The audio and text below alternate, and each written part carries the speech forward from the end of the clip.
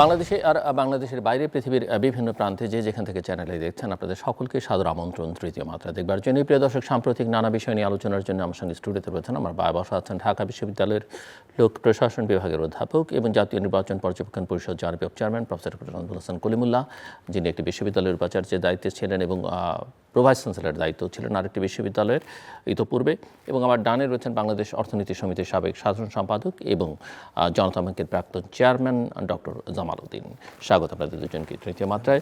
Professor Nazmul Hasan Kalimullah, আপনাকে দিয়ে শুরু করতে চাই এবং আপনার কাছে একটু বুঝতে চাই আমি যে বাংলাদেশের রাজনৈতিক পরিস্থিতি আসলে কোন দিকে যাচ্ছে। কেননা এখন মোটামুটিভাবে অনেকেই এই ন্যারেটিভটাকে স্ট্যাবলিশ করবার চেষ্টা করছেন যে এই সরকারের দীর্ঘমেয়াদে ক্ষমতায় থাকা দরকার, অন্তত 5 বছর তো বটেই, এটা এখন 35 পর্যন্ত যেতে পারে, আরও বেশি দূরও যেতে পারে, এরকম একটা আবহ তৈরি করবার চেষ্টা হচ্ছে।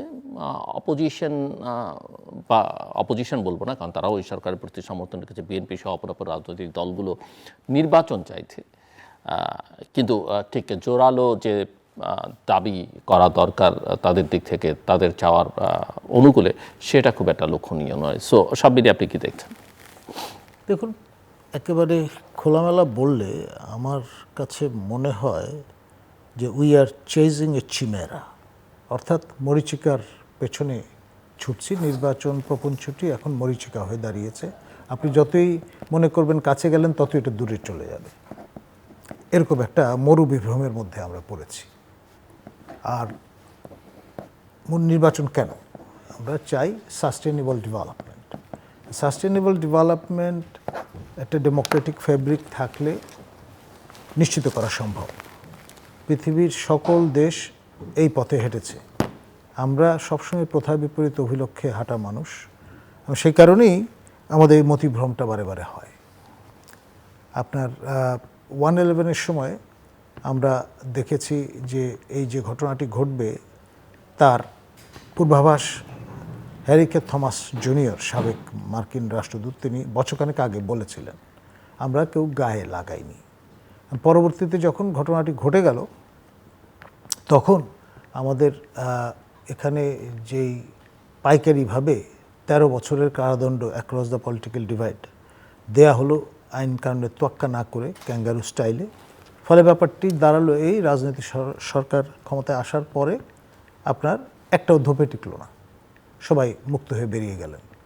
এই যে জনগণের করের টাকা খরচ করে এই যে সার্কাসগুলো হলো, এইটা আসলে উচিত ছিল গণতান্ত্রিকভাবে নির্বাচিত বা রাজনৈতিকভাবে নির্বাচিত সরকার আসার পরে এই বিষয়গুলো যদি শালতামামি হতো, কেচে গণ্ডুস করা হতো, তাহলে ভবিষ্যতে কেউ আর জনগণের কষ্টার্জিত করের টাকা খরচ করে এ ধরনের এক্সপেরিমেন্টে যাওয়ার জন্যে শরিক হতেন না বা আগ্রহী হতেন না। দ্রুততম সময়ের মধ্যে রিচুয়াল যা আছে করে চলে যেতেন। এখন এই যে রিফর্ম মেজার, তা কার্যকর করার জন্যে যে জনগণের কী পরিমাণ টাকা খরচ হচ্ছে, সেইটা প্রজেকশনটা থাকা দরকার। এক, তা না হলে আবারও কিন্তু ব্যর্থ হওয়ার সম্ভাবনাই প্রবল থাকবে। এখানে আপনি খেয়াল করে দেখেন, প্রথমে রিফর্ম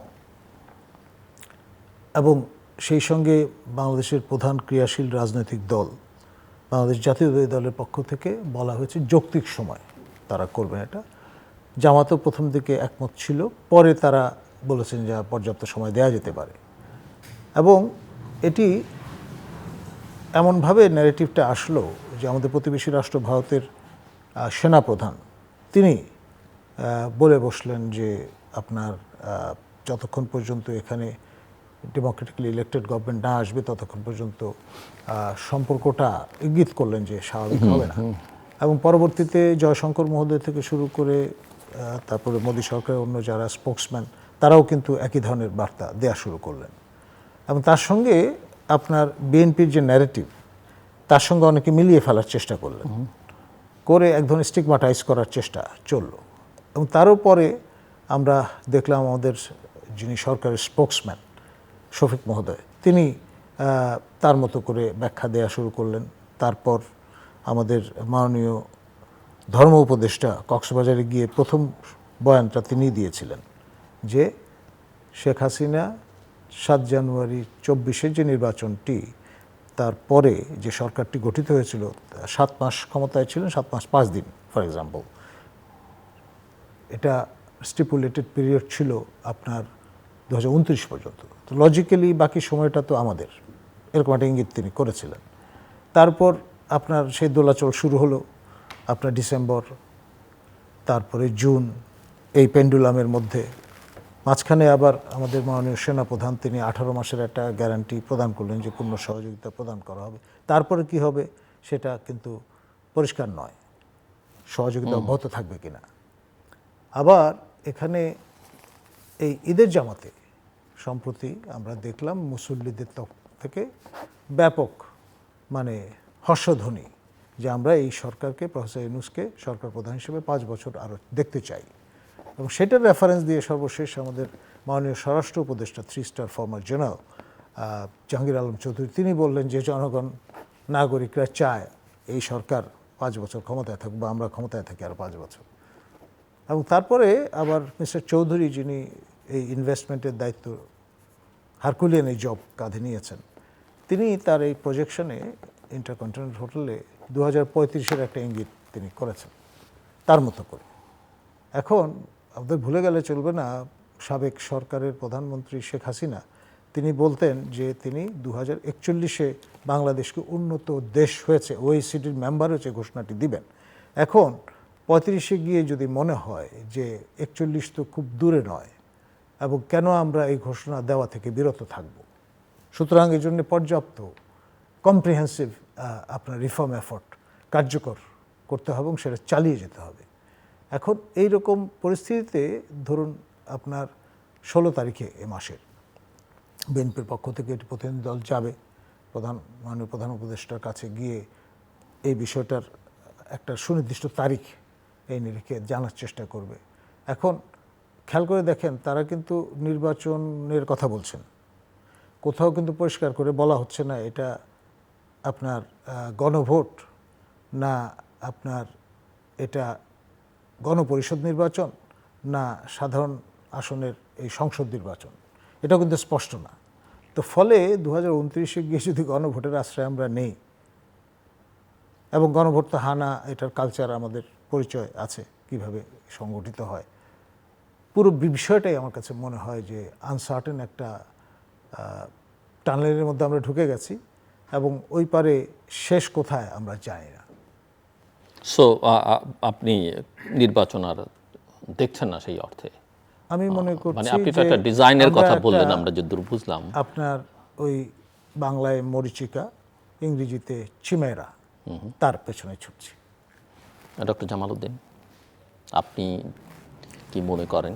কারণ আমি জানি প্রধানত আপনাকে অর্থনৈতিক বিষয় আসেনি আলোচনার জন্য আমি ইনভাইট করেছি, কিন্তু এই পুরো বিষয়টি আবার রাজনীতির সঙ্গে সম্পর্কিত। এবং এখানে যেটি ডক্টর কলিমুল্লাহ উল্লেখ করলেন, সম্প্রতি ইনভেস্টমেন্ট সামিট হয়ে গেল বাংলাদেশে, সেটাও আপনি আলোচনার মধ্যে আনতে পারেন। সেখানেই 35 পর্যন্ত বাংলাদেশের চিত্রটা কি মিস্টার আশিক চৌধুরী সেটা তুলে ধরবার চেষ্টা করেছেন। আবার একই সময় গতকালকে আমরা দেখলাম যে গাজায় যে সহিংসতা, তার নিন্দা জানিয়ে এবং প্যালেস্টাইনি জনগণের প্রতি সমর্থন জানিয়ে বাংলাদেশে মার্চ ফর গাজা কর্মসূচি পালিত হলো। এবং এর আগেই ইনভেস্টমেন্ট সামিটের আগে পরে বেশ কিছু ঘটনা ঘটেছে যেসব প্রতিষ্ঠানের সঙ্গে ইসরায়েলি মালিকানার সম্পর্ক আছে বা ইসরায়েলিদের বা ইহুদিদের, সেগুলোকে কিছু কিছু ক্ষেত্রে আক্রমণ বা ভাঙচুর করবার ঘটনা, সব মিলে চিত্রটা আসলে আপনি কি দেখেন? তো আপনার জন্য আমি খানিকটা ইজি করবার চেষ্টা করলাম যে রাজনীতি আপনি অর্থনীতিকে টাচ করতে পারেন। ডক্টর কলিমুল্লাহ নিশ্চয়ই পরে আবার দেখুন, স্যার যেটা এক্সপ্লেন করেছেন এটা একটা ব্রিফ একটা ভিউ দিয়েছেন। অনিশ্চয়তা, কারো ইন্টেনশন, অনিশ্চয়তা, এটা তো আপনার অনিশ্চয়তা, রিস্ক অ্যান্ড আনসার্টেনটি, এইটার উপরেই কিন্তু উনি প্রেক্ষাপটটা তুলে ধরেছেন।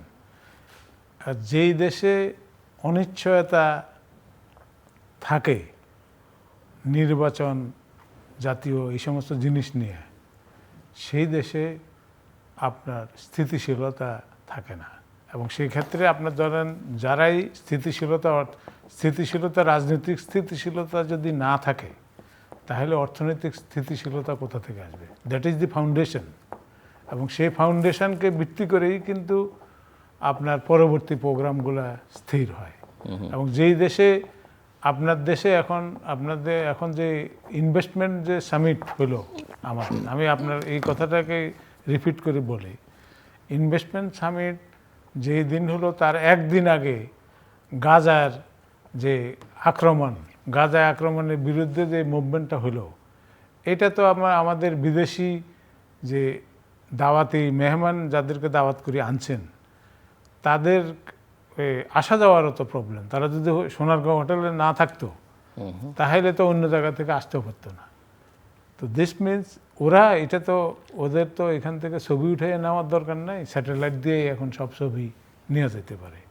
সেই ক্ষেত্রে এই প্রোগ্রামটা যারাই অর্গানাইজ করুক তারা যদি বাংলাদেশের পক্ষের স্বাধীনতার পক্ষে অথবা বাংলাদেশের অস্তিত্বের প্রশ্নে যদি তারা শ্রদ্ধাশীল হয়, ইন দ্যাট সিচুয়েশান তারা এটা হয়তো 15 দিন পরে করতে পারতো অথবা 7 দিন পরে করতে পারতো। করলে এই লোকগুলা চলে যাওয়ার পরে তারা চাক্ষুষ এটা দেখার কোনো সুযোগ হইতো না, হয়তো টেলিভিশনে দেখতো, বিশ্বাস করতো কি করতো না ওইটাও একটা অনিশ্চয়তা। কিন্তু তারা চাক্ষুষ এগুলো দেখে গেছে, আগের দিন আসছে তো, আগের দিনে তো এই ঘটনাটা ঘটছে। দিস মিনস এইটা কিন্তু আমাদের বাংলাদেশ যে এখন অস্থিতিশীল অবস্থায় আছে, এখানে নিয়ন্ত্রণহীন অবস্থায় আছে, আইন শৃঙ্খলা ল অ্যান্ড অর্ডার সিচুয়েশন, আইনের প্রয়োগ, তারপরে গভর্নমেন্টকে পরিচালনার ক্ষেত্রে যে সমস্ত গেট কিপিং এজেন্সিগুলো আছে, সেই গেট কিপিং এজেন্সিগুলোর যে আপনার এক্সিস্টেন্স সেটার প্রমাণ করে না। যারা আছে এই সমস্ত ক্ষেত্রে প্রত্যেকটা এজেন্সি, প্রত্যেকটা লোকের আমাদের প্রতিষ্ঠান, যে প্রতিষ্ঠানগুলো গেট কিপিং এজেন্সি হিসাবে কাজ করে, যেমন বিচার বিভাগ, তারপরে securities and exchange commission, board of investment, তারপরে ন্যাশনাল বোর্ড অফ রেভিনিউ, তারপরে আসেন আপনার এনার্জি রেগুলেটরি কমিশন, তারপরে আসেন টেলিকম রেগুলেটরি কমিশন, এই সমস্ত commission, central bank of Bangladesh, এই যে ইন্স্যুরেন্স রেগুলেটরি কমিশন, এইগুলা তো হলো সরকারের প্রতিষ্ঠান, যারা সরকারের পিলারটাকে, এই বিল্ডিংটা যেভাবে ধরে রাখছে পিলারগুলায়, সেই জাতীয় প্রতিষ্ঠান, সেই জাতীয় প্রতিষ্ঠানগুলার ফাংশনিং যদি ঠিক না থাকে তাহলে কিন্তু আপনার বিল্ডিংয়ের স্ট্রাকচার পড়ে যায়, দুর্বল হয়ে যায়। এখানে এমন জায়গায় আমি বিল্ডিংটা বানাইবো না যেখানে আপনি সনের ঘর বানাইতে আমার কিন্তু সয়েল টেস্ট করার দরকার নেই। whenever I try to construct a building 20 storied বা 40 storied building, গভর্নমেন্ট তো তার থেকেও বেশি, গভর্নমেন্টের যে ফাউন্ডেশন সেটা তো 100 বছর 150 বছর 200 বছর, আমেরিকা 200-250 বছরের প্রতিষ্ঠান, সেটার কিন্তু তার কনস্টিটিউশন কি বারবার বছর বছর চেঞ্জ করছে? নো। এবং অ্যামেন্ডমেন্ট করছে, সেটা হলো রিরাইট করে নাই অথবা এটাকে অন্য জিনিস বলে নাই। তো সেই ক্ষেত্রে আপনার ওই গভর্নমেন্টের আন্ডারে আইসা ইনভেস্টমেন্ট করবে, এটা তো লোকাল ইনভেস্টররা ইনভেস্ট করবে না। লোকালি যারা আছে এখন, যারা ইনভেস্টমেন্ট অলরেডি ইনভেস্ট করে আপনার পা রাখছে, আছে বিজনেস করতেছে, আপনি বলছেন যে তারাও হ্যাপি না, তারাও অ্যাফ্রেড তো, তারা অ্যাফ্রেড না, তারা তাদের সিকিউরিটিকে গ্যারান্টি দিচ্ছে, গ্যারান্টি দিতে পারছেন আপনি? তো এই গ্যারান্টি যতক্ষণ পর্যন্ত না থাকবে সরকারের, সেই ক্ষেত্রে আপনার মানে ইনভেস্টমেন্ট এনভায়রনমেন্টটা ইমপ্রুভ করবে না। সেখানে ব্যাংকিং সিস্টেম থেকে আরম্ভ করে প্রত্যেকটা সিস্টেমের মধ্যে যেই ঝামেলার মধ্যে আমরা এখন আছি, এর থেকে উই ক্যানট ওভারকাম করতে হলে আমাদেরকে একটা পরিষ্কার জায়গায় এসে খাড়াতে হবে। এবং সেই ক্ষেত্রে আমাদের নিয়ম কানুনগুলা, রুলস অফ বিজনেস, যেমন আমাদের পার্লামেন্টারি রুলস অফ বিজনেস আছে না, একবার পাবলিশড গভর্নমেন্টের ডকুমেন্ট, এবং স্ট্যান্ডিং কমিটিগুলো এটা কিন্তু মানতে হয়। স্ট্যান্ডিং কমিটিগুলো ওই রুল অনুযায়ী কিন্তু সরকার চালায়, পার্লামেন্টারি সিস্টেম অফ গভর্নমেন্ট। এবং সেখানে পার্লামেন্টের standing committee is more powerful than a other administrations. সেই ক্ষেত্রে তারা রুলস অ্যান্ড রেগুলেশনগুলো আসার পর ওরা এক্সামিন করে, এক্সামিন করি, ওনারা এক্সামিন করে দেওয়ার পরে কিন্তু এটা আইন মন্ত্রণালয়ে ড্রাফট আকারে যায়, তারপরে এটা আইন মন্ত্রণালয় পাস করে। এর আগে কিন্তু আপনার এটা পাস হয় না। দিস মিনস আপনার গভর্নমেন্টের যদি এখন ইলেকশনের ব্যাপারে যদি উনি যেটা বললেন যে ইলেকশন যদি ডিলে হয়, তাহলে আপনার এই যে অ্যামেন্ডমেন্ট যে সমস্ত মানে ইয়েগুলো করলো 2008 সালে একজন প্রিন্সিপাল সেক্রেটারি আমাদের পরিচিত ছিল, আমাদের SM হলে আমরা চিনতাম ওনারে।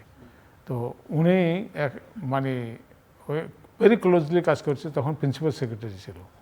তো উনাকে যখন 2008-এর ইলেকশন হলো, তারপরে ওনারা জিজ্ঞাসা করলাম, বলে ভাই আপনারা যে আইন কানুন 108টা আইন নাকি চেঞ্জ করছিল তখন, এবং সেটা চেঞ্জ করার পরে যখন পার্লামেন্টে গেছে একটা আইনও পাস হয় নাই। Parliament rejected that.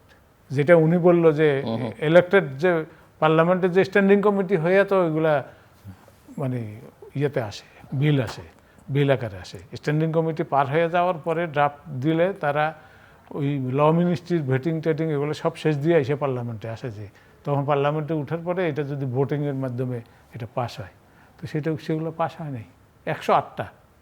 তো এখন আমি যতগুলোই করি এই শর্টেস্ট পসিবল টাইমের ভিতরে মনে হয় ইলেকশনটা দিয়া জি ইলেক্টেড রিপ্রেজেন্টেটিভদের হাতে দেওয়া যাবে। প্রফেসর কলিমুল্লাহ, আপনি শুনছিলেন অনেকগুলি ইস্যু। একটা হচ্ছে যে ইনভেস্টমেন্ট সামিট, সেখান থেকে সেটার সঙ্গে সূত্র ধরে আপনি 35, 41 বা তারপরে হয়তো নিয়ে যাওয়ার চেষ্টা করেছেন, বা আকাঙ্ক্ষা একটা অংশের মার্চ ফর গাজা প্রোগ্রামস এবং তার সঙ্গে ইনভেস্টমেন্ট সামিটের যে সম্পর্কের ইস্যু, এবং সেই সঙ্গে এর সঙ্গে যে গ্লোবাল পলিটিক্সের ইস্যুস সেগুলো আছে, এবং এই ইনভেস্টমেন্ট সামিট বা অন্যান্য অনেক কিছু দিয়ে একটা বার্তা ইতিমধ্যেই তৈরি করবার চেষ্টা অনেকে করছেন যে আসলে যা কিছু ভালো তা এখন হচ্ছে, যা কিছু সম্ভাবনা তা এখনই দেখা যাচ্ছে। অতীতেও কেউ করেনি, ভবিষ্যতেও যারা নির্বাচনের মধ্য দিয়ে, যেটা ডক্টর জামাল বলছেন, যারা আসবে বা আসতে পারে বলে ধারণা করা হচ্ছে, তারাও কিছু করবে না।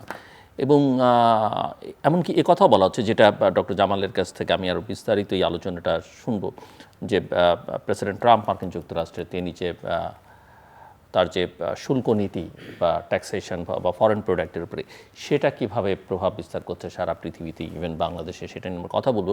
কিন্তু সেখানেও যে 3 মাসের স্থগিত, প্রফেসর মোহাম্মদ ইউনূস একটা চিঠি লিখেছেন, এবং সেই চিঠির প্রেক্ষিতেই আসলে সব কিছু বন্ধ করে দেওয়া হচ্ছে বা 3 মাসের জন্য স্থগিত করে দেওয়া হচ্ছে। মানে আপনি কি মনে করেন? নিঃসন্দেহে চিঠিটা অত্যন্ত গুরুত্বপূর্ণ। গতকাল একটি অনলাইন শোতে অ্যাটেন্ড করেছিলাম, সেখানে আমার সহ আলোচক হিসেবে আমি পেয়েছি বাংলাদেশ মুসলিম লীগের সভাপতি অ্যাডভোকেট মহসিন রশিদ মহোদয়, তারপর বিএনপি নেতা মোশাররফ ঠাকুর মহোদয়। তারা দেখলাম ভেহেমেন্টলি এই যে প্রপোজিশনটা সেটার বিরোধিতা করলেন। আমাদের কোন প্রপোজিশনটা? এই যে আমাদের মাননীয় সরকার প্রধান, তিনি একটি চিঠি দিয়েছেন, আর এটা পেয়েই সঙ্গে সঙ্গে পুনর্বিবেচনার একটা 90 দিনের একটা গ্রেস পিরিয়ড ইত্যাদি পাওয়া গেল। তো অ্যাডভোকেট মহসিন রশিদ, বিজ্ঞ আইনজীবী, মুসলিম লীগের সভাপতি, তার বক্তব্য হচ্ছে পুরোটাই একটা ধাপ্পাবাজি এবং কোট আনকোট বাটপারি, যে এই ধরনের যে প্রজেকশন যারা করবার চেষ্টা করছেন, এটা করে আপনার প্রফেসর ইউনূসের যে ইমেজ, যে স্ট্রেচার, সেটা খর্ব করার একটা চেষ্টা ভেতর থেকে করা হচ্ছে, উইচ ইজ নট ফেয়ার।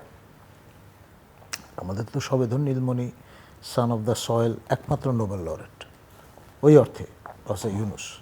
এখন তাকেও যদি আমরা বিতর্কিত করে ফেলি উল্টোপাল্টা এই প্যাকেজিং এবং প্রজেকশনের মাধ্যমে, তখন land of the last resort হিসেবে কাকে আমরা আর খুঁজে পাব? একটা বিষয় আমি একটু শুনতে আনপপুলার মনে হবে, তবুও প্রসঙ্গটা বলি। ইসরায়েলি যে রাষ্ট্রটি, এটি ইনভিনসিবল একটা রাষ্ট্রে রূপান্তরিত হয়েছে, এবং এর বিউটিটা যেখানে compare to other countries in the reason, in the middle east, এটা ডেমোক্রেটিক একটা country, democracy in plural sense আছে। দ্বিতীয়ত, এই দেশের সকল নাগরিকের একাধিক পাসপোর্ট আছে, এবং সেখানে ইউক্রেনিয়ান অরিজিন ইসরায়েলি যেমন আছে, আবার রাশিয়ান অরিজিন ইসরায়েলিরাও আছে ফর এক্সাম্পল। তো ফলে ইটস লাইক মিনি ওয়ার্ল্ড। তো এখানে আমাদের ক্ষেত্রে যেটা আমরা দেখি, ধরুন যে কানাঘুষোটা আছে যে আমাদের বর্তমান তত্ত্বাবধায়ক সরকারের যারা উপদেষ্টা তাদের মধ্যে 8 জনের বিদেশি, অন্তর্বর্তী সরকারের উপদেষ্টা তাদের 8 জনের বিদেশি পাসপোর্ট আছে। বলা হয় আমাদের সরকার প্রধানেরও মার্কিন নাগরিকত্ব আছে। যিনি আপনার নিরাপত্তা উপদেষ্টার দায়িত্ব সম্প্রতি পেলেন তিনিও মার্কিন নাগরিক। এই যে সমস্যাটা, এটার স্বরূপ নিহিত কিন্তু আমাদের কনস্টিটিউশনে। এখানে এই জায়গাটায় পরিবর্তন নিয়ে আসতে হবে। যত বেশি পরিমাণে বিদেশি নাগরিকত্ব আছে এরকমের বাংলাদেশি হেলথ অ্যাফেয়ার্সে থাকবেন, ততই কিন্তু আমরা ইসরায়েলের মতো ইনভেন্সিবল একটা জায়গায় চলে যাওয়ার রাস্তায় হাঁটব। আর যারা আমাদের এক্সপ্যাট্রিয়েট এনআরবি যারা, তাদের জন্য পার্লামেন্টে কিন্তু আসন নির্ধারণ করে দিতে হবে গ্লোবালি। এক এক মহাদেশ থেকে হয়তো একজন থাকলেন এরকম। এখন তো আমাদের ডায়াসপোরা সারা বিশ্বব্যাপী। এই বিষয়গুলোকে নেতিবাচকভাবে না দেখে ইতিবাচকভাবে দেখবার, স্ট্রেংথের জায়গা হিসেবে দেখবার চেষ্টা করাটা ভালো। এক। দ্বিতীয়ত, আপনার ইসরায়েলের যে অ্যাট্রসিটি সেটা নিয়ে আমরা সমালোচনা করছি, আবেগপ্রবণ হচ্ছি। তাই বলে আমার দেশে এই বাটা কত বছর ধরে, আমরা জন্ম থেকে কিন্তু আগে বাটা পরে স্কুল এই ধরনের স্লোগানে অভ্যস্ত। যেই বাটার কর্ণধার ৭১-এ মুক্তিযুদ্ধের সময় আমাদের পক্ষে অবস্থান নিয়েছেন এবং গ্যালেন্ট্রি অ্যাওয়ার্ড, বীর প্রতীক পেয়েছেন, সেই প্রতিষ্ঠানটাকে হঠাৎ করে মানে ওখানে সিলেটে তাদের যে আউটলেট লুটপাট করে নিয়ে চলে গেলাম আমরা। কক্সবাজারে 5টা রেস্টুরেন্ট আপনার আক্রান্ত হলো, ডোমিনোস পিজা, তারপরে কেন্টাকি ফ্রাইড চিকেন থেকে শুরু করে আপনার এই যে ছোটবেলা থেকে আমরা 7 আপ খেয়ে অভ্যস্ত, 7 আপের আপনার একটা বিজ্ঞাপন দেখলেন, ওটার উপর হামলে পড়লেন। কোকা কোলা মনে করলেন যে এটা ইসরায়েলি। এই যে স্মিয়ার ক্যাম্পেইন, আর আমার সহ আলোচক সুন্দরভাবে তুলে ধরেছেন যে আগে পরে আপনার এই ইনভেস্টমেন্ট সামিটের প্রাক্কালে এবং পরপর যে কাণ্ডটা আমরা দেখলাম, এটা আই ওপেনার। কোনো লোক, সুস্থ মস্তিষ্কের লোক বাংলাদেশে তার ইনভেস্টমেন্ট করতে আসবে না, কারণ প্রফিট মোটিভটা কিন্তু কাজ করে at the end of the day. এখন আপনার যদি অনিশ্চয়তা থাকে, পরে প্রফিট মোটিভ তো পরের কথা, তার আগে তার ইনভেস্টমেন্টের সেফটি, এই তো বিষয়টা মানে আপনার যদি আমছালা সব চলে যায়, খামোকা আপনি ঝামেলায় যাবেন কেন, তাই না? আমার ফার্স্ট কাজিন, তিনি মানি মার্কেটে কাজ করেন নিউ ইয়র্কে, গ্লোবালি। এত ব্যস্ত সময় তাকে পার করতে হয় এই রিজনে, যখন আসেন ইনভেস্ট করতে আধা বেলার জন্য আমাদের সঙ্গে দেখা করতে আসেন, not for the even the whole day, মানে $4 বিলিয়ন নাড়াচাড়া করেন, এরকম একটা অবস্থা। তো তাদের জন্য টাইম ইজ মানি। ইনভেস্টমেন্টের ভালো ডেস্টিনেশন চায়না ছিল, আমাদের এই রিজিয়নে ইন্ডিয়া, এই ধরনের দেশগুলো। তো সেখানের খেয়াল করে দেখেন এক ধরনের স্টেবিলিটি কিন্তু আছে, যত রকমের ঝামেলাই থাকুক না। ইন্ডিয়ায় এখনও কালাহান্ডিতে হয়তো দেখা যাবে যে কেউ বা কোনো ইথনিক পিপল তারা পিঁপড়া খায়। তারপরে দক্ষিণ ভারতে কোনো রিজিয়নে রাগি, ঘাসের বিচি খেয়ে তারা স্ট্যাপল ডায়েট এর নিড ফুলফিল করে। তৎসত্ত্বেও কিন্তু তারা কিন্তু মহাশূন্যে নভোযান পাঠাচ্ছে, তারপরে tooth and nail nuclear nation, এবং নানান ক্ষেত্রে তারা কিন্তু তৃতীয় চতুর্থ স্থানে গিয়ে পৌঁছেছে globally, largest democracy in the world. আপনি you may not like them, but তার যে স্ট্রেংথের জায়গাটা সেটা কিন্তু ভুলে যাওয়াটা বোকামির নামান্তর বই, অন্য কিছু নয়। এই বিষয়গুলো আপনার আরবরা খেয়াল করেনি বলেই আজকে এই অবস্থাটাই নিপতিত হয়েছে। আর আমাদের অবস্থাটা হয়ে গেছে অনেকটা সেই রকম। এই যে কদিন আগে ট্রান্সশিপমেন্টের ব্যাপারটি নিয়ে যেই ধাক্কাটা আসলো আমাদের উপর দিয়ে, আপনি ন্যূনতম 15 দিন তো সময় নষ্ট হবে আপনার এর রিড্রেস করতে, 3 মাস না হয় বাদই দিলাম। তো এই যে অপরচুনিটি কস্ট, সেটা দায়িত্ব আপনাকে নিতে হবে, ভুলে গেলে চলবে না।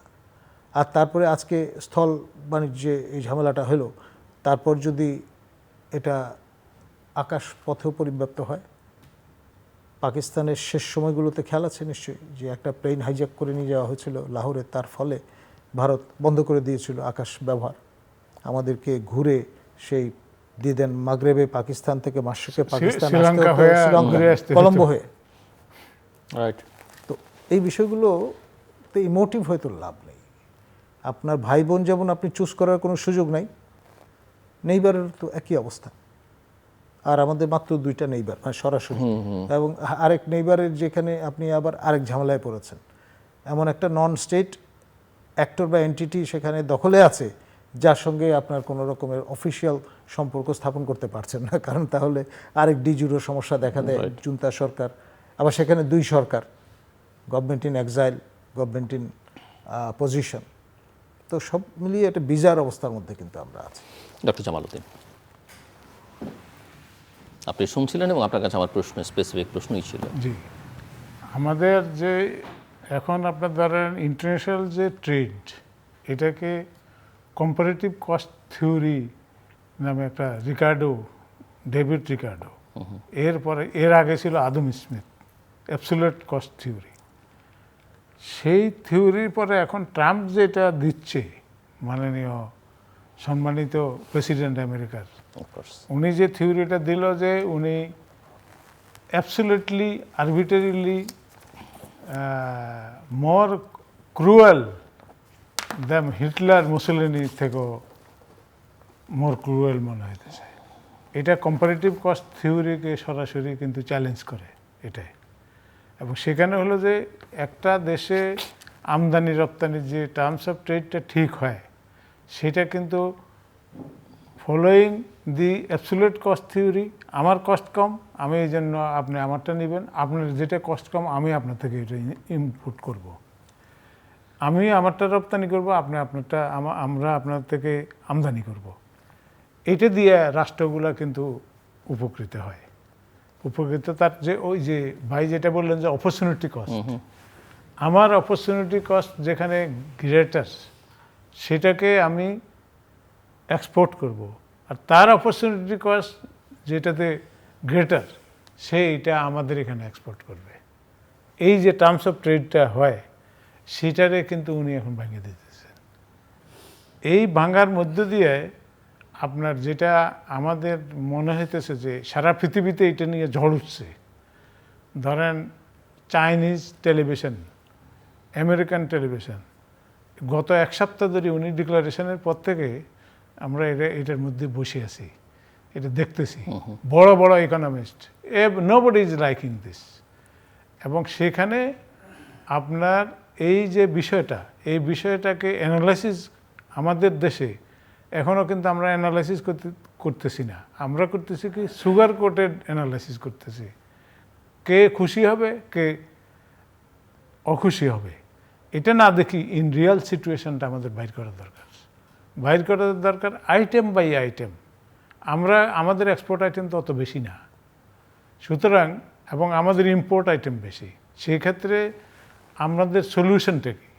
এই সলিউশনটা টেকনিক্যালি সলিউশনটা বার করতে হলে আপনি এক্সপার্ট কমিটি দিয়ে ইকোনমিস্ট, অ্যাকাউন্টেন্টস, তারপর পলিটিশিয়ান, তারপর বিজনেস, মেইন যে business chamber of commerce, federation of chamber of commerce and industry, Dhaka chamber, তারপর যে বিভিন্ন চেম্বারের যে রিপ্রেজেন্টেশন, যারা এই সমস্ত ইম্পোর্ট এক্সপোর্ট বিজনেসের সাথে জড়িত, তাদেরকে নিয়ে আমরা we should continue brain storming. আমি আপনাদের টেলিভিশনগুলোকে বলবো, আপনাদের যদি সুযোগ হয় আপনারা সেটা, মানে সমগ্র জাতির পক্ষ থেকে বলতেছি যে আপনারা এটা নিয়ে একটা এলাবোরেট ডিসকাশন হওয়া উচিত, এটা কনসেনসাসে আসা উচিত। কোন আইটেমে আমরা কি করব। আমরা যদি এটাতে যদি এই প্রবলেমের এই ইস্যুতে আমেরিকাতে ইনফ্লেশন দেখা দিতে পারে, বহু ইকোনমিস্টের দাবি, ইনফ্লেশন দেখা দিতে পারে এবং রিসেশন দেখা দিতে পারে। রিসেশন যদি দেখা দেয় তখন ক্রয় ক্ষমতা আমার কমে যাবে। ক্রয় ক্ষমতা কমলে আমি এখান থেকে যে গার্মেন্টস এক্সপোর্ট করতেছি, আমেরিকাতে যদি আপনার তারা যে আমাদেরকে উপরে যে 37% ট্যারিফটা ইম্পোজ করছে, সেই ইম্পোজ ধরে নেন আমরা সেইটাতে স্ট্রিক্ট থাকলো, তাহলে আমাদের কি হবে? আমাদের জিনিসের দাম 37% বাড়বে ওই মার্কেটে। এবং কম্পিটিটিভ এজ কমে যাবে। ইয়েস, আমার কম্পিটিটিভ এজ কমে যাবে, আমার অপরচুনিটি কস্ট থাকবে না, অপরচুনিটি কস্ট যেটা সেটা আমার থাকবে না, তখন আমি ওইখানে পড়ার পরে ওদের জন্য অসুবিধা, আমার জন্য অসুবিধা। আমার জিনিস ওখানে গেলেও ওই বেশি দামে যখন বাজারে ঢুকবে তখন মানুষের ক্রয় ক্ষমতা কমে যাবে, কমলে সে এই জিনিসপত্র কম, আমার এক্সপোর্ট কমে যাবে, যেহেতু প্রাইসটা বাড়তেছে সেই ক্ষেত্রে আমার এক্সপোর্ট কমে যাবে। আর অপরদিকে আমার যখন ইম্পোর্ট বাড়বে, ইম্পোর্টের কস্ট বাড়বে না, ওরা যখন আমাদের উপরে ট্যারিফ বসাবে সেই ইম্পোর্টের উপরে যে প্রাইস বাড়বে, আমাদের তো এমনি ট্রেডের ব্যালেন্সে নেগেটিভ ব্যালেন্স, সেই নেগেটিভ ব্যালেন্সটা আরও ওই পার্সেন্টেজ ওয়াইজ অ্যাভারেজ যদি করি, আমরা যেই সমস্ত সোর্স কান্ট্রি থেকে ইম্পোর্ট করতেছি সেই সোর্স কান্ট্রিগুলো যদি বাধ্য হয় এটা করতে, ইন দ্যাট কেস তারা কিন্তু আপনার এখানে আমার ইম্পোর্টের কস্ট বাড়লে আমার এখানে ইনফ্লেশন এবং রিসেশন এর আমরা ইয়েতে পড়বো, এটা পড়ার সম্ভাবনা আছে যদি, বাট প্রত্যেক প্রোডাক্টে হতে পড়বে না। আমাদেরকে বাইর করে নিতে হবে যে কোনটাতে আমরা অ্যাডভান্টেজিয়াস পজিশনে আছি, সেটা we should promote that, given এই কন্ডিশনটা ঠিক থাকে। আর যদি সে চেঞ্জ করে বলে না ধমক মারি, এখন পরে আমি একটু পার্সেন্টেজ কমায় দিলাম বা করলাম, একটা কিছু কম্প্রোমাইজে আসলো, সবাই যেরকম অ্যাপ্লিকেশন করতেছে 70-80টা দেশ তো অলরেডি ইনক্লুডিং বাংলাদেশ সবাই তো অ্যাপ্লিকেশন করছে, করার পরে এখন সে এগুলাকে বিবেচনা করবে, তার যে এক্সপার্টদের সাথে সে বসে সে দেখবে যে কারে কী সুযোগ দেওয়া যায়। তার মানে পৃথিবীর যে মোড়লগিরি তাদের, এবং এখানে আপনার আরেকটা জিনিস আছে, সেটা হলো যে আপনার ডলারের যে হেজিমনি, এই হেজিমনি না থাকার সম্ভাবনা আছে। ইকোনমিস্টরা বাইরে এটা চিন্তা করতেছে যে ডলারের যে এখন আমি যে US ডলারে এলসি খুলতেছি, এটাতে তাদের 14.5% ইনকাম হয় আমেরিকান ওই ইম্পোর্ট থেকে না, US ডলারে আমি এলসি খুললে আমাকে কারেন্সি ডিভ্যালুয়েশন এবং অন্যান্য যে ব্যাংক চার্জগুলো আমাকে US ডলারে পে করতে হয়।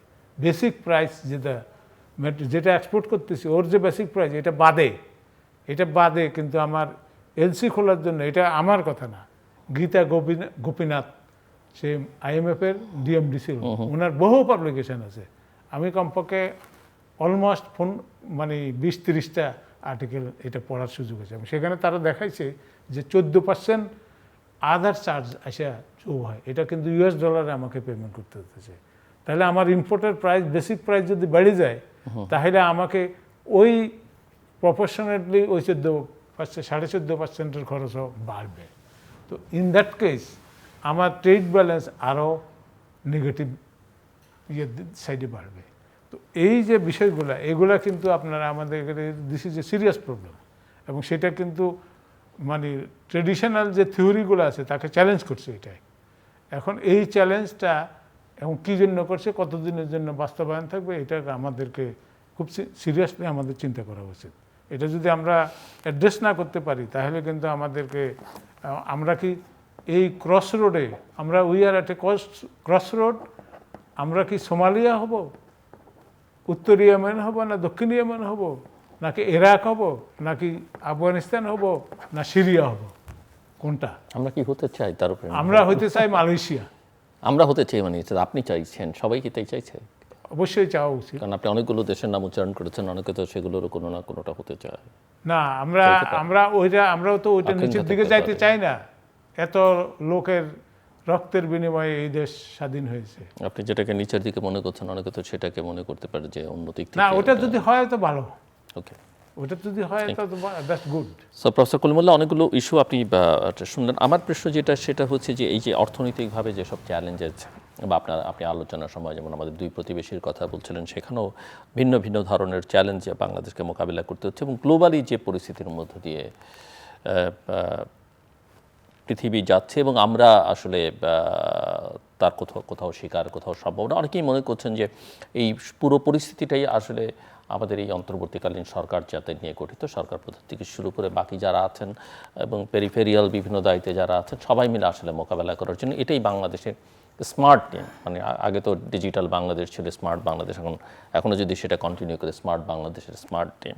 আপনি কতটা আশাবাদী স্মার্ট টিমের ব্যাপারে যে পুরো পরিস্থিতি মোকাবেলা করে আসলে বাংলাদেশকে, যেটা উনি যে সংশয় ব্যক্ত করছেন, সেখান থেকে বের করে আসলে রাইট ডিরেকশনে নিয়ে যাওয়া সম্ভব? দেখুন, এবং চ্যালেঞ্জেসটা কিছুটা রাজনৈতিক, কিছুটা অর্থনৈতিক, কিছুটা কূটনৈতিক, কিছুটা সামাজিকও বটে। দেখুন, যে ন্যারেটিভগুলো আমরা পাচ্ছি দেশের বাইরে, তার মধ্যে আমাদের এই যে অগাস্ট বিপ্লব, এটাকে অনেকে কালার রেভলিউশন হিসেবে চিহ্নিত করছেন, কোট আনকোট। এখন কালার রেভলিউশন বাস্তবায়নের ক্ষেত্রে নাম ভূমিকা ছিলেন আপনার জর্জ সোরস মহোদয়, ধনকুবের, হিউজ তার এম্পায়ার, এবং তার on the other side of the camp Elon Musk, তিনি আমাদের ট্রাম্প মহোদয়ের সঙ্গে ঘনিষ্ঠ, আর বাইডেন অ্যাডমিনিস্ট্রেশনের সঙ্গে ঘনিষ্ঠ ছিলেন আমাদের জর্জ সোরস মহোদয়, open society foundation. Open society foundation. এবং তিনি কিন্তু হাঙ্গেরীয় অরিজিন, নন প্র্যাকটিসিং জুইশ ব্যাকগ্রাউন্ডের মানুষ, জুইশ ফ্যামিলিতে তার জন্ম। আমাদের এখানে বামধারার অনেকেই কাজ করেন, ওই অ্যাক্স গ্রাইন্ড করেন, তারা অনেকেই হয়তো জানেন যে কার্ল মার্কস একটা জুইশ ফ্যামিলিতে জন্মগ্রহণ করেছিলেন। এখন এই প্যাক ম্যাটার করে আপনার মার্কিন যুক্তরাষ্ট্রে, এবং সেই জন্য পারভেজ মোশাররফ যখন মার্কিন যুক্তরাষ্ট্রে গিয়েছিলেন, তিনি এই প্যাককে অ্যাড্রেস করেছিলেন, জুইশ লবি। এবং তার চিন্তা ছিল যে ভারতের যে প্রভাব দিন দিন বাড়ছে ওয়েস্টার্ন ওয়ার্ল্ডে, এর কারণ হচ্ছে তাদের সঙ্গে একটা স্ট্র্যাটেজিক সম্পর্ক আছে ইসরায়েলের সঙ্গে, এবং আওরঙ্গজেব রোড যেটা আপনার দিল্লিতে, সেখানে $5 মিলিয়ন খরচ করে তারা, ইসরায়েলিরা তাদের এম্বাসি বিল্ডিং সংস্থাপন করেছে। 300-এর বেশি জনবল তাদের, third largest embassy in the world, এবং তাদের দীর্ঘদিন ধরে কনসুলেট আছে মুম্বাইতে, এবং সম্প্রতি কলকাতায়ও তারা মেকশিফট কনসুলেট সংস্থাপন করেছে। মূল বিষয়টা হচ্ছে আমাদের যে সীমান্ত সংলগ্ন সীমান্ত পাহারার যে ভারতীয় ব্যবস্থা, বিএসএফ, এটা এক ধরনের মানে সিভিল একটা অর্গানাইজেশন, তাদেরকে অ্যাডভাইজরি সার্ভিসটা প্রদান করে ইসরায়েল, এবং নাইট ভিশন, গুগল এবং গ্যাজেট সাপ্লাই করেছে তারা, করে এই বিএসএফের ক্যাপাসিটি শতভাগ উন্নত করেছে। এবং ইসরায়েলি যে মডেলটা বর্ডার ম্যানেজমেন্টের, সেটা কিন্তু ভারত গ্রহণ করেছে বাংলাদেশের নিরিখে। ফলে যে কাঁটাতারের বেড়া আজকে নতুন দিচ্ছে না, অনেকদিন ধরেই ওয়াচ টাওয়ার যুক্ত করেছে। এখন নাইট ভিশন যুক্ত হওয়াতে দিন রাতে কোনো পার্থক্য আর নেই, ফলে বর্ডার কিলিং বেড়ে গেছে, ফেলানিদের মতো ঘটনাগুলো ঘটছে। আমরা শুধুমাত্র রিচুয়ালি রেসপন্ড করছি আর আনুষ্ঠানিকভাবে ফ্ল্যাগ মিটিং করছি। অপদখলীয় কিছু জায়গা আমরা হয়তো উদ্ধার করছি জেনারেল ফজলুর রহমানদের মতো ব্যক্তিদের অকুতোভয় সাহসী আচরণের কারণে, কিন্তু আলটিমেটলি আমরা কিন্তু ক্রমে একটা, যেটাকে বলবো, বান্টুস্থানে পরিণত হয়েছি, সাউথ আফ্রিকার সে অ্যাপার্থাইড রেজিমে যেরকমটি ছিল।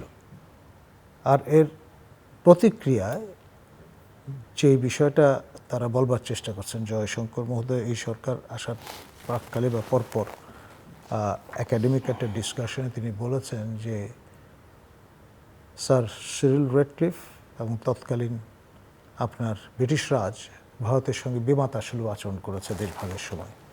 তারা তাদের সিকিউরিটি নিডটা অ্যাড্রেস করেনি, যেই জন্য চিকেন নেকের মতো ভালনারেবল একটা করিডোর তৈরি করে রেখেছে ইন দ্য নর্থ।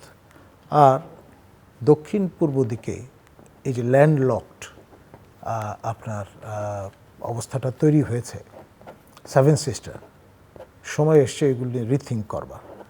রিথিঙ্ক করার চিন্তা থেকে ফুড ফর থট কী আসছে, আমাদের যে ওই শেষ মাথায় বাংলা বান্ধায় বা তিন নদী যেখানে আছে তেঁতুলিয়া, সেখানটায় যদি সম্প্রসারণ করা যায়, প্রয়োজনে ভূমি বিনিময় করে ভারতের ডেপথ, স্ট্র্যাটেজিক ডেপথ যদি বাড়িয়ে নেওয়া যায়, তো সেই চিন্তা থেকে বাড়তে বাড়তে বিষয়টা দাঁড়িয়ে গেছে। এমন ওদের সোশ্যাল মিডিয়ামে আপনি দেখবেন আমরা যেহেতু সেভেন সিস্টার নিয়ে কনসার্ন ব্যক্ত করছি, আমাদের আগ্রহের জায়গাটা তুলে ধরছি, তারা ঠিক আছে তাহলে সংখ্যা 7 বোনের বাড়িয়ে আরও 2টো করে ফেলি।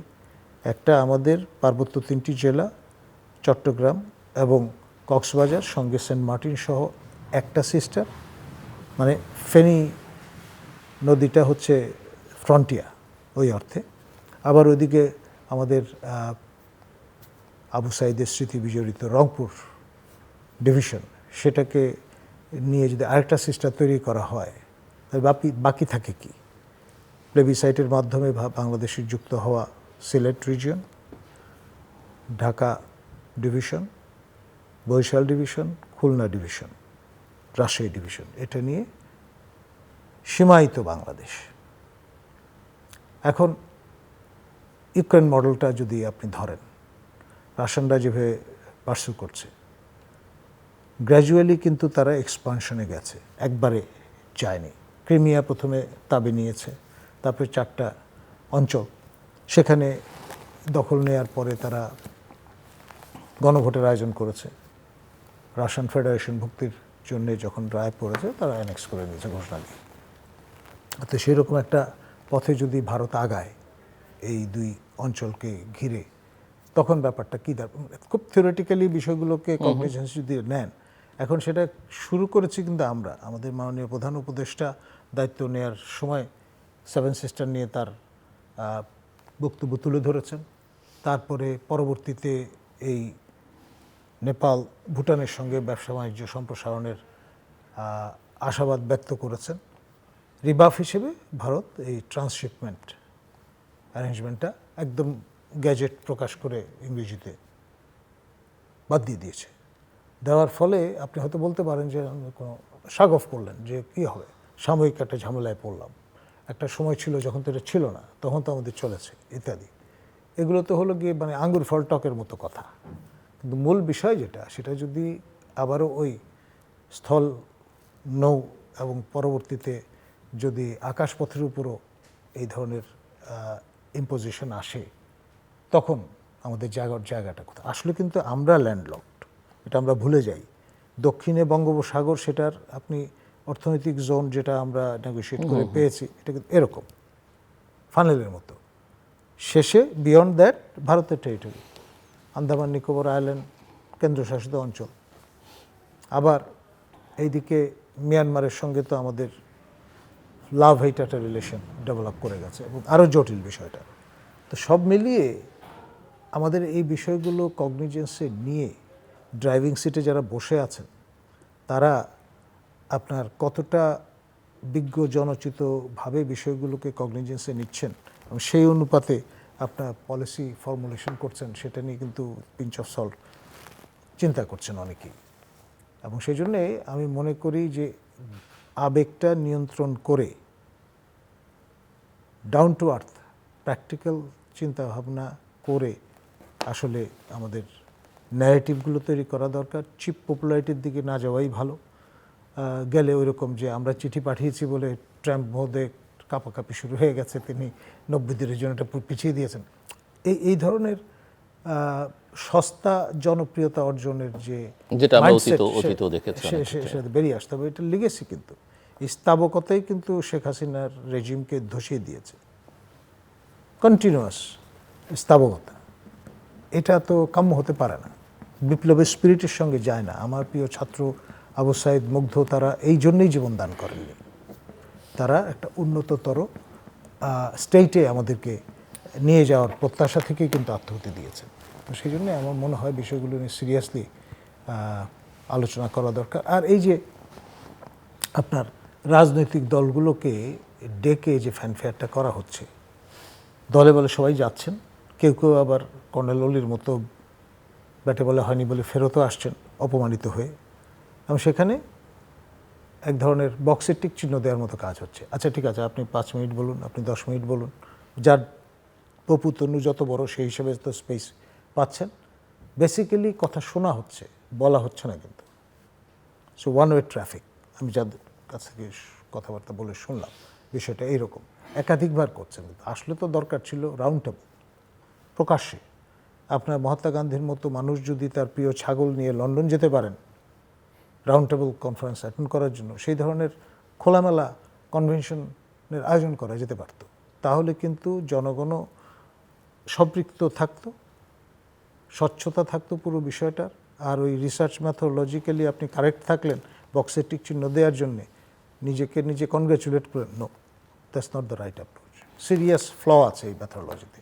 ডক্টর জামাল উদ্দিন, আপনি শুনছিলেন এবং সামগ্রিকভাবে এই সরকার, আমরা জানি যে বিগত সরকারের সময় দেশের অর্থনীতি ধ্বংস করে দেওয়া হয়েছে, প্রচুর টাকা দেশের বাইরে চলে গেছে, লুটপাটের স্বর্গরাজ্য তৈরি হয়েছিল, কিন্তু 8 মাসে ঘুরে দাঁড়াবার যে প্রক্রিয়া সেটা সম্পর্কে আমি আপনার অভিমত শুনতে চাই। এবং অনেকেই একদম শুরু থেকে আশাবাদী ছিলেন যে প্রফেসর মোহাম্মদ ইউনূসের মতো একটা গ্লোবাল আইকন যখন দায়িত্ব নিয়েছেন, যিনি নিজে অর্থনীতিবিদ, অর্থনীতির মানুষ এবং ব্যবসা বাণিজ্য নিয়ে তিনি প্রচুর কথা বলছেন, বিশেষ করে সামাজিক ব্যবসা, তার 3.0 যে কনসেপ্ট, সব মিলিয়ে অনেকেই খুব আশাবাদী ছিলেন এবং সেই আশাবাদের জায়গা থেকে 8 মাসের উন্নতি অবনতি বা গতি প্রকৃতি আপনি দেখছেন। এই 8 মাসে যেটা দেখা যাচ্ছে যে আমাদের ধরেন যে সমস্ত ইনস্টিটিউশনগুলা উপরে রাষ্ট্র ফাংশন করে, সেই ইনস্টিটিউশনগুলো ফাংশন করতেছে না। পিলারগুলো যদি ফাংশন না করে তাহলে রাষ্ট্র তো ইটসেলফ এটা নিচের দিকে নেমে যাবে। এবং সেটাই হচ্ছে, সেটা হলো যে আপনার কোনো ইনস্টিটিউশন সঠিকভাবে ফাংশন করতেছে না। দেখেন, বিচার বিভাগ ফাংশন করতেছে ইন ট্রু সেন্স। যদি বলেন এখানে মব জাস্টিস, যেখানে বলে যে মব জাস্টিস, এটা তো আমি জীবনে এই প্রথম শুনলাম। আমরা তো লয়ের ছাত্র না, সুতরাং এই লাইনে আমাদের পড়াশোনা। ছোটবেলা আমরা একটা টার্মের সঙ্গে পরিচিত ছিলাম, মগের মূল্য, তার সঙ্গে এটা কিছুটা। হ্যাঁ, এটা আমি প্রথম মনে করছিলাম, ইন ওয়ান সেন্স একই তো। আমি প্রথম এত মনে করছিলাম মগের কথা বলতেছে, মব হয়তো ইংরেজিতে চিন্তা করিনি আমি। পরে দেখলাম যে না, এটা যে মব বলতেছে, তাহলে ঠিক আছে। কিন্তু ইনস্টিটিউশন যদি ফাংশন না করে তাহলে সরকারও কিন্তু ফাংশন করতে পারে না। Police is one of the institutional body. তারপরে আর্মির ব্যাপারে যে সমস্ত কথাবার্তা ইদানিংকালে আমরা শুনতেছি, এটা কিন্তু একসময় তো এটা গর্হিত অপরাধ ছিল। না, ক্যান্টনমেন্ট উড়িয়ে দেওয়ার প্রত্যয় ব্যক্ত করা হয়েছে, এই কোনো যে অ্যাপোলজি নাই। কথাগুলা বলে লোকজন তো আপনার, এরাও তো এখনো মানে ওপেনলি টেলিভিশনও আসতেছে। তো এটা আপনার কিভাবে হয়? সরকার থাকলে তো এক দেশে কয়টা সরকার? আপনার সরকার যদি থাকে কয়টা সরকার? একটা সরকার থাকলে ঠিক আছে, ইউনিটারি, বাংলাদেশি যে ইউনিটারি গভর্নমেন্ট সিস্টেম, আমি স্যার আপনি এককেন্দ্রিক রাষ্ট্র। জি, এককেন্দ্রিক রাষ্ট্র। এবং সেখানে ইউনিটারি গভর্নমেন্টে, এখানে কিন্তু প্রভিন্সিয়াল কোনো গভর্নমেন্ট নাই, কিছু নাই। এটা করতে হলে কনস্টিটিউশন আপনাকে অ্যামেন্ডমেন্ট করতে হবে, করে আপনারা ওগুলো করবেন। সেটা যদি সবাই আবার একসাথে পার্লামেন্টে এটা করতে পারে, এটা মানে এটা যদি পার্লামেন্ট ডিসাইড করে করবে, অসুবিধা নেই। কিন্তু সামবডি ক্যান রিকমেন্ড করতে পারে, রিকমেন্ডেশনের সুযোগ আছে। কিন্তু এটা যে পার্লামেন্টে পাস করবে যারা ইলেক্টেড হয়ে আসবে, তারা ছাড়া অন্যরা এটা বললে এটা রিকমেন্ড, তাহলে ইনস্টিটিউশনের প্রতি আমার রেসপেক্ট থাকতে হবে। সে ইন্ডিপেন্ডেন্টলি কাজ করতে পারতেছে কিনা। ইন্ডিপেন্ডেন্টলি যদি কাজ না করতে পারে, ইনস্টিটিউশন বানায় তো লাভ নেই।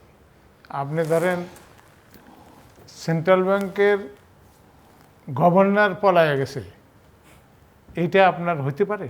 এটা আমরা গত 53 বছর 54 বছরে দেখি নেই। অনেক গভর্নমেন্ট চেঞ্জ হয়েছে, চেঞ্জ হওয়ার পরে আরেক গভর্নর আসে, এই এবং ইভেন এক সময় 96 সালে 2008-এ যখন আপনার নতুন গভর্নমেন্ট আসে, তখন কিন্তু সালাউদ্দিন সাহেব আগের গভর্নমেন্টের অ্যাপয়েন্টেড ছিলেন। ওনার টার্ম শেষ হয়েছে যে সেপ্টেম্বর কি অক্টোবরের দিকে, তখন উনি রিটায়ার করলো, আরেকজন গভর্নর হলো, আর তাদের চয়েস অনুযায়ী। কিন্তু উনাকে কিন্তু বিদায় হতে দেয় নাই। এর আগে ফরাসউদ্দিন শাহ গভর্নর ছিলেন, উনি নতুন গভর্নমেন্ট আসলো, উনিও কিন্তু ওই গভর্নমেন্টের সাথে ইলেক্টেড গভর্নমেন্ট যারা আসে, ওনারা তখন আসছিল বিএনপি আসার পরে কিন্তু উনিও গভর্নর ছিলেন, এবং ওনার টার্ম শেষ হওয়ার পরে উনি বিদায় নিলেন। মানে এটা আমাদের দেশের এটা রেওয়াজ আমরা দেখে এসেছি, কিন্তু এইবার সেই রেওয়াজ হয় নাই। সে কেন পলাইলো? নিশ্চয়ই তার কোনো দোষ আছে, সে না হলে আপনি পলাই কেন? আপনার এটা তো একটা মানিজ্যতের ব্যাপার। এটা দিয়ে কিন্তু আপনার ক্রেডিট রেটিং যে করে, একটা গভর্নমেন্টের ক্রেডিট রেটিং করে যখন ইন্টারন্যাশনাল এজেন্সিগুলো, ফিচ, স্ট্যান্ডার্ড অ্যান্ড পুয়ার, তারপরে মুডিজ, এরা যে করে এক বছর, মানে 2-3 বছর পর একজনের মনে হয় 3 বছর করে, তারপর আরেকজন আসে, এটা আমরা জানি। এবং সেই ক্ষেত্রে দেখা গেছে যে তারা এই সমস্ত পয়েন্টগুলোও কিন্তু কান্ট্রি রেটিংয়ের মধ্যে আনে।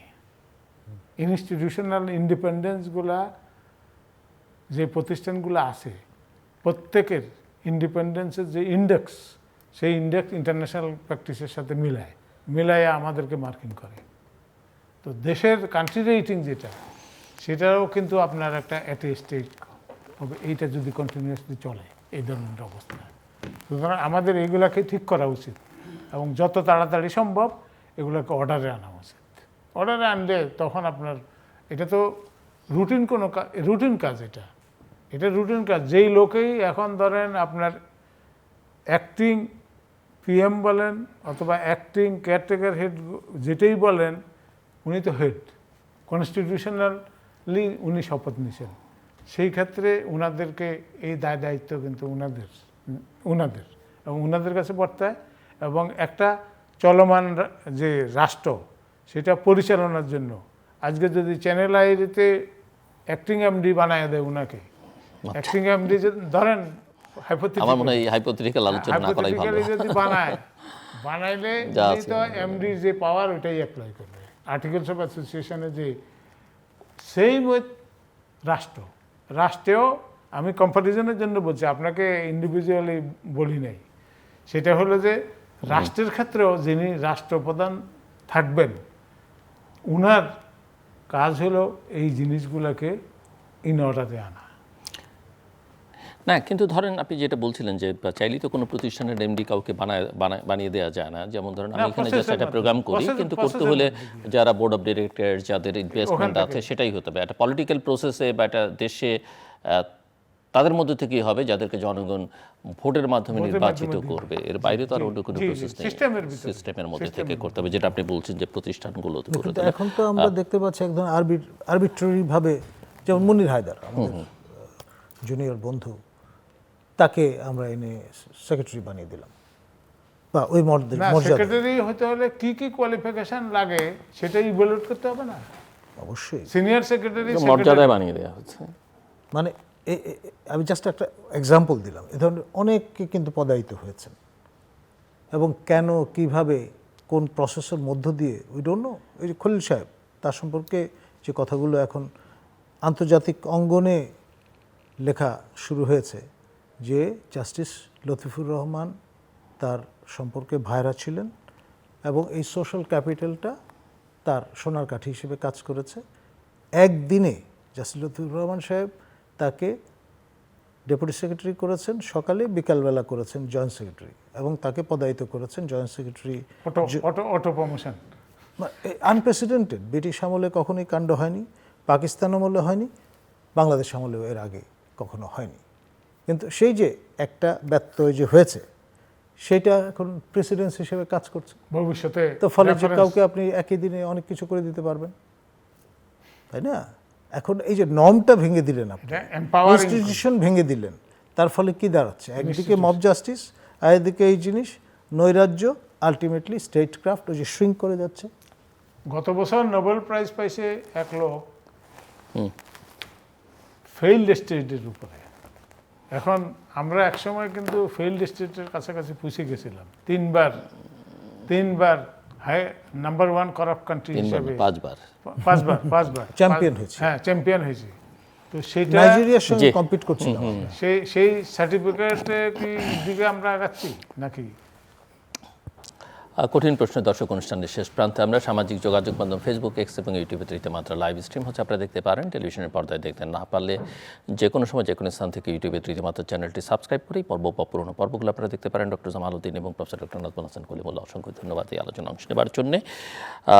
দর্শক, আমার অতিথিরা যেটা বলছেন সেটা হচ্ছে যে এটা স্মরণ করিয়ে দিয়েছেন যে শেখ হাসিনার যে ধস বা বিদায় বা পালিয়ে যাওয়া, এটার প্রধান বা অন্যতম একটা কারণ হচ্ছে স্থাবকতা, যেখান থেকে বাংলাদেশ এখনও বেরোতে পারেনি।